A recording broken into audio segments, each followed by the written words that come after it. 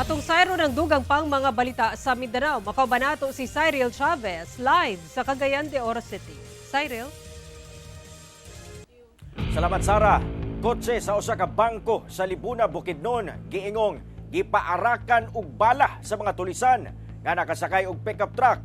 Dalang 1.6 million pesos nga kwarta ang nalimas sa mga tulisan. Pickup truck nga gisakyan sa mga sospek na-recover sab sa PNP sa follow-up operation. Aniya ang akong report. Nangabuak nga samin og tadtad sa bala. Ingon ani ang dagway sa usa ka kotse diyang naabtan sa miresponding pulis ang mga giingong biktima sa pagpanulis sa sitio Miranda, Barangay Damilag, Manolo Fortich, Bukidnon. Alas 9 sa buntag adlong Huwebes. Base sa investigasyon, gikan namong kotse sa usa ka bangko sa lungsod sa Libuna ug padulong sa sentrong bahin sa Manolo Fortich aron ideposito ang dala nilang kwarta nga sobra 1.6 million pesos. Yang pag-abot nila sa lugar, kalit silang gipaarakan sa mga armadong individual nga sakay sa usa ka pick-up truck. Ang sakay sa kotse nga gwardya sa mong bangko mibalos pa og pabuto.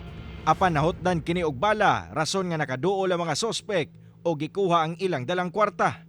Ang tulo ka mga sakay sa mong kotse, swerteng luwas sa panghitabo. Actually, we already have POI or kaning persons of interest, but dili pa kana nato maibutiyag no ang mga personalities kay subject pa man na siya sa validation, verification, no, and ang atong ginabuhat karon is padayon kita sa pag-collate og mga ebidensya nga gikinahanglan for our case build up. Paspas nga misibat ang mga sospek sa dili matino nga direksyon. Nagkadayang basiyo sa bala ang na-recover sa crime scene nga gipailawom na sa ballistic examination. Samtang sa gihimong follow-up operation sa Manolo Fortich Police, napalgan ang pick-up truck nga gitudlong gigamit sa mga sospek sa pagpanulis. Ilahang na recover no ang maong sakyanan dinha gyapon sa dool ra gyapon sa area, specifically dinha sa Barangay Alae, Manolo Fortich, no, around 5 PM na kana sa mismong adlaw kung kanu sa kanina hitabo.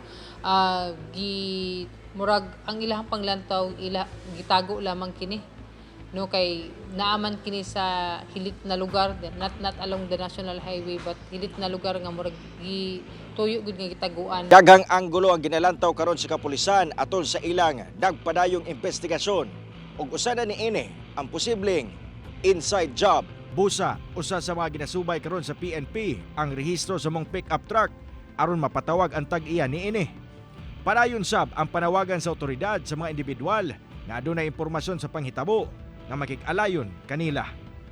Kauban si Roland Cañas, Cyril Chavez, 1 Mindanao.